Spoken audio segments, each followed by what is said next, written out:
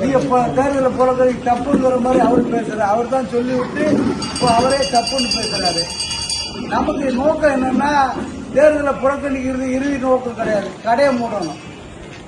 இந்த 23ஆம் தேதிக்குள்ள கடை மூடணும். கடை மூடலாம் தேர்தலை புறக்கணிப்போம். அப்போ இங்க வேட்பாளர் 4 பேர் இருக்கிறாங்க. 4 கட்சி வேட்பாளர். அந்த 4 கட்சி வேட்பாளரும் வர்றாங்க, பார்த்தாங்க, பேசுறாங்க. அவங்ககிட்ட நம்ம என்ன சொன்னதுன்னா இப்பைக்கு இந்த வேட்பாளருக்கு அவர் ஜெயிக்கிறாரோ ஜெயிக்கலையோ, இப்ப வேட்பாளருங்கிறதுனால அவருக்கு ஒரு பவர் இருக்கு. மாவட்ட ஆட்சித்தலைவரை பார்த்து நீ இந்த கடையை எடுக்கிறியா இல்லையா, இந்த கடையை எடுக்கலாம் இந்த பகுதி மக்கள்லாம் தேர்தலை புறக்கணிக்கிறதுன்னு சொல்றாங்க. அப்ப தேர்தலை புறக்கணிச்சா நாங்க எப்படி ஓட்டு வாங்குறது, தேர்தல் நிற்கிறது, உடனே மதுக்கடை மூடுன்னு சண்டை போடலாம். ஆனா யாரும் போடல. கேட்டாக்க ஜெயிச்ச உடனே நான் மூடிடுவேன். 4 பேருமா ஜெயிக்க போறாங்க, யாரா ஒருத்தர் தான் ஜெயிக்க போறாங்க. ஜெயிச்ச உடனே போடுறது ஏமாத்துறது, ஓட்டு வாங்குறதுக்கு மட்டும் ஏமாத்துறது. நாங்க ஒவ்வொரு தேர்தலையும் ஓட்டு போட்டிருக்கிறோம். ஓட்டத்தை மட்டும் என்ன அனுபவிச்சோம். ஓட்டு அப்புறம் ஓட்டு வாங்குவாரு, ஓட்டு வாங்கணும்னா அவரு போயிடுவாரு. அவரை தேடி போகணும்னா நாம தான் போகணும், போய் அவரை பார்க்கணும், அவர்கிட்ட மனு கொடுப்போம், வாங்கி வச்சுக்குவாரு, பக்கத்தில் கொடுத்துருவாரு.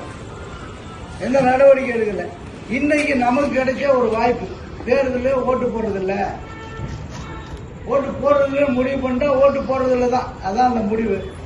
இதை இந்த மனுவெல்லாம் கொடுத்துட்டு நம்ம கோர்ட்டில் ஒரு கேஸ் போட்டோம். ஹைகோர்ட்டில் இந்த மதுக்கடை வீட்டு பக்கத்தில் இருக்கு, கோவில் இருக்கு, மசூதி இருக்கு, ஆஸ்பத்திரி இருக்கு, இதுக்கு இடையில வீடு இருக்கு, இங்க இவ்வளவு நெருக்கடியா இருக்குன்னு ஒரு கேஸை போட்டோம்னா அந்த மேஜிஸ்ட்ரேட் ஒரு ஆர்டர் போட்டிருக்காரு. அது என்னன்னா கலெக்டர் தான் நேரடியா தலையிட்டு இந்த மதுக்கடையை மூடணும், அவங்களுக்கு தான் முழு அதிகாரம் இருக்கு, நான் அவங்களுக்கு ஆர்டர் போடணும்னு ஆர்டர் போட்டாரு. அந்த ஆர்டர் காப்பி இன்னும் வரல, வந்துருச்சு. அதுல என்ன பண்ணிருக்காருன்னா இந்த ஆர்டரை இத்தனாம் தேதிக்குள்ள அமுல்படுத்தணும்னு சொல்லணும்ல, அதை சொல்லல. அதுல ஆர்டர் மட்டும் போட்டிருக்கு. இப்போ மறுபடியும் அந்த ஜட்ஜி கிட்ட போய் நீ எவ்வளவு நாளையில மூடணும்னு சொல்லி அந்த தேதியும் குறிப்பிட்டு சொல்லணும்னு சொல்லி மறுபடியும் நாளைக்கு திங்கக்கிழமை நாளைக்கு போய் கோர்ட்டை பார்க்க போறோம். ஹலோ போய் சொல்லி அந்த மேஜிஸ்ட்ரேட் மறுபடியும் பேசி அந்த கேஸ் எடுத்து ஒரு தேதி போட வைக்க போறோம். அது ஒரு பக்கம் நடக்குது. இப்போ இதுக்கு இடையில நம்ம எல்லா தெருவுலையும் போய் பேசணும். நம்ம கூட வர்றாங்க, அப்புறம் பார்த்தா அந்த பக்கம் ஓட்டு கேட்டு போறாங்க. இப்படி ஒரு நிலைமை இருக்கு. நாம இந்த பகுதியில ஓட்டு போடாம நிறுத்தினோம்னா என்ன நடக்க போகுது? புருஷோத் சொன்னார் ஓட்டு போடலன்னா நாளைக்கு நம்ம போய் ஏதாவது கேட்க முடியுமா? நீதான் ஓட்டே போடலையே, நீ அங்க கேட்க வர்றங்கிற மாதிரி ஒரு சந்தேகத்தை கிளப்பினார். அப்படி எல்லாம் ஒன்றும் சொல்ல முடியாது. நாம இந்திய நாட்டு குடிமகன். நம்மளுடைய பிரச்சனையை தீர்க்கிறது அரசாங்கத்தோட வேலை, கட்சிக்காரங்களோட வேலை, ஆட்சியாரோட வேலை. அவங்க செய்யலாம் நம்ம எதிர்த்து கேட்கறது வேலை. ஓட்டு போட மாட்டேங்கிறது எதிர்த்து கேட்கறது தான். நம்ம மட்டும் ஓட்டு போடாம இல்ல, பெரிய பெரிய அதிகாரிகள் எல்லாம் அரசாங்கத்துல போனஸ், பென்ஷன், இஎஸ்ஐ, பிஎஃப் எல்லாம் வாங்குறாங்க. ஆனா அவங்க எல்லாம் தேர்தல் அன்னைக்கு இறங்கி வந்து ரோட்ல கியூல நின்று ஓட்டு போடுறது கம்மி. நம்ம ஜனங்கள் தான் நேரடியா போய் ஐயோ நம்ம ஓட்டு போட்டுறோம், நம்ம கட்சி ஜெயிக்கணும், நம்ம கட்சி ஜெயிக்கணுங்கிற ஒரு வெறியில போய் நம்ம ஓட்டு போடுறோம். ஓட்டு போடுறதுனால ஒரு பிரச்சனை தீர போறதில்ல. அதனால இந்த தேர்தலை நம்ம ஓட்டு போடாம தேர்தலை புறக்கணிக்கிறது அப்படின்னு நம்ம எடுத்த முடிவுப்படி 23ஆம் தேதி தேர்தலில் ஓட்டு கேட்டு வந்தா நீ ஓட்டு போட போகாதீங்க. போட்டீங்கன்னா ஒன்றும் பிரச்சனை இல்லை, தீர்ந்து போட்டு ஒன்றும் நடக்க போறதில்லை. போடலைன்னா இந்த ஊர்ல போல ஓட்டு பதிவாகல, ஏன்டா பதிவாகல, நீ என்ன பண்ண, அந்த ஜனங்களோட கோரிக்கை வச்சாங்களே அந்த கோரிக்கையை கேட்டியா, கேட்காதனால அப்புறம் ஜனங்கள் ஓட்டு போடாம விட்டாங்களே அப்படின்னு கலெக்டர்ல இருந்து எல்லார் மேலேயும் ஒரு கம்ப்ளைண்ட் வரும். அவங்க அதுக்கெல்லாம் பதில் சொல்லணும். அதனால இந்த தேர்தலை ஓட்டு போடாம புறக்கணிக்கிறது நாம முடிவெடுத்திருக்கிறோம். அதனால இந்த தேர்தலை புறக்கணிப்போம். தேர்தலில் ஓட்டு போடாததுனா ஒன்றும் பெருசா நடந்துட போறதில்லை. இந்த தேர்தலில் ஜெயிச்சவனே என்ன பண்ண போறாங்க, எல்லாரும் பணத்தை மூட்டை கட்டிக்கிட்டு வந்துருக்கிறாங்க. அந்த மூட்டையை செலவு பண்ணுவாங்க. நம்ம தேர்தல் ஜெயிச்ச உடனே எவ்வளவு செலவு பண்ணாங்களோ அந்த காசை திருப்பி எடுப்பாங்க. அதுதான் ஒவ்வொரு கட்சியும் 5 கோடி கொடு, 4 கோடி கொடு, ஒரு வேட்பாளர் இருக்கு. காசு வாங்கிட்டு தான் சீட்டு கொடுக்குறாங்க. இவங்க காசு வாங்கிட்டு தான் காசை கொடுத்துட்டு தான் சீட்டு வாங்கிட்டு வர்றாங்க. ஒரு பைக்கில் ஒரு ஆள் போனாருன்னா அவங்க வண்டி ஒரு டேங்க் ஃபுல் பண்ணணுமா, ஒரு நாளைக்கு 1000 ரூபா செலவுக்கு அவங்க கூட போகிறதுக்கு. இப்படி தான் ஒவ்வொரு ஆளும் பண்ணுறாங்க. அப்போ அவங்க எப்படி நல்லது பண்ணுவாங்க? நம்ம பிரச்சனை பண்ண மாட்டாங்க. அவங்க எப்படியாவது இதை பயன்படுத்தி ஓட்டு வாங்கி ஜெயிச்சிடணும்னு நினச்சி ஜெயிச்சுட்டு வருமானம் பண்ணணும், சம்பாதிக்கணும். அதுதான். அதனால இந்த தேர்தலை புறக்கணிக்கிறது முடிவு எடுத்துருக்கணும். இது சரிதானான்னு சொல்லுங்க. இப்போ அடுத்து தலைவர் ரவீந்திரன் சொல்லுவார்.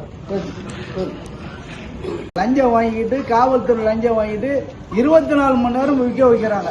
அந்த அரசாங்க கடை எத்தனை மணி? 12 மணிக்கு திறக்கணும். ஆனால் விடிய காலையிலேருந்து நைட்டு வரைக்கும் விற்கிறான். இதை கேட்டால் போலீஸ் நடவடிக்கை எடுக்கல. போலீஸில் ஒரு கம்ப்ளைண்ட் கொடுத்தோம் நம்ம சங்கத்திலேருந்து. இந்த கடை காலையிலேருந்து நைட்டு வரைக்கும் விற்கிறானே, இந்த கடை மேலே ஏன் நடவடிக்கை எடுக்க மாட்டேன்னா, அந்த கொடுத்த புகாருக்கு ஒரு ரசீது தரணும். ஜிஎஸ்ஆரும் தரல, நடவடிக்கை எடுக்கல. ரொம்ப சிக்கலானவனா ஒரு கடையை மூடி இருக்கிறான். அந்த கடைக்கு என்னன்னா பார் லைசன்ஸ் இல்லையா, பாருக்கு லைசன்ஸ் இல்லாம ஒரு மெட்ராஸ் சிட்டில ஒரு நெருக்கடியான ஊர்ல பார் நடத்துறான். அப்போ எவ்வளவு தூரம் இந்த அரசாங்கம், இந்த போலீஸு, இந்த அதிகாரி, கலால் அதிகாரி எல்லாம் சேர்ந்து தான் இந்த அயோக்கியத்தனம் நடந்துகிட்டு இருக்கு. இதை நாம எதிர்க்கிறோம். எதுக்கு இந்த தேர்தலில் ஓட்டு போடாதீங்க.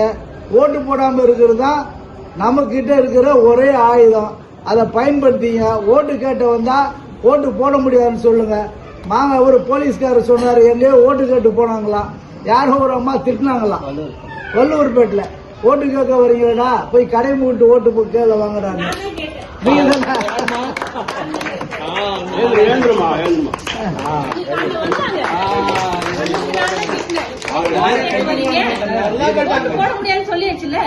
உறுதிமொழி எடுத்தாச்சுல, எதுக்கு வரீங்கன்னு கேட்டேன். அப்படியே ஒரு திரு முடிச்சு நின்றுட்டு இருந்தாங்க. அதுல அங்க இருக்க ஒரு லேடி இல்ல மதுரை இப்ப இபி ஆபீஸ் கிட்ட போகுது, இபி ஆபீஸ் கிட்ட போகுதுன்றது எங்களுக்கு எப்படி தெரியும், எங்களுக்கு எப்படி கன்ஃபார்மா சொல்றீங்க நீங்க? இபி ஆபீஸ் கிட்ட போகுது, நாங்க எப்படி கன்ஃபார்ம் பண்ணிக்கிறது? அதுக்கு இன்னொரு ஆள் குடிச்சுட்டு வீட்டுக்குள்ள எல்லாம் நுழையறாங்க. அந்த கஷ்டம் எங்களுக்கு தான் தெரியும், உங்களுக்கு தெரியுமா? தெரியாது. அப்ப நீங்க 2 கடை மூடுங்க, ஓட்டு போட அடுத்த நிமிஷமா எல்லாரும் வருவாங்கன்னு.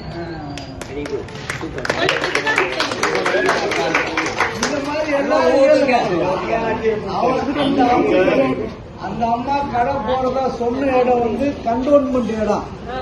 கண்டோன்மெண்ட்டுக்குள்ள பிராந்தி கடையே நடத்தக்கூடாதுன்னு சொல்லி ஒரு தீர்மானமே இருக்கு. அதுக்குள்ள கடை போவே அங்கெல்லாம் ஓட்டு போட்டு ஜெயிக்க வைங்க, நாங்க அதுக்கப்புறம் ஒழிச்சா போடுறோம். நான் சொன்னேன், ஓட்டு போட்டு நீங்க ஜெயிச்சீங்கன்னா பெரிய பாய் சொல்லிட்டு நீங்க பாட்டு போயிட்டே இருப்பீங்க. அதனால நிக்கவே போயிட்டே இருந்துதான். அந்த பேசுற அம்மா நேற்று கூட்டத்தில் கலந்துருச்சு. எங்க கிட்டையும் பேசிருச்சு, நாங்க ஓட்டுக்கு போடலன்னு. உங்களுக்கு ஓட்டு போடுறதுக்கு சமாதானம்னு சொல்றாங்க. அப்ப அவங்க நிலை என்னன்னு பாருங்க, ஜனங்களுடைய மனநிலை. அதனால இந்த கலெக்டருக்கும் எல்லாருக்கும் இந்த போட்டோ, இந்த நிகழ்ச்சி எல்லாம் அனுப்புவோம். இது நடக்கட்டும். தேர்தலை புறக்கணிக்கிறது எல்லாருமே சேர்ந்து நான் தேர்தலைங்கிற நீங்க புறக்கணிப்போன்னு ஒரு வார்த்தை சொல்லுங்க. தேர்தலை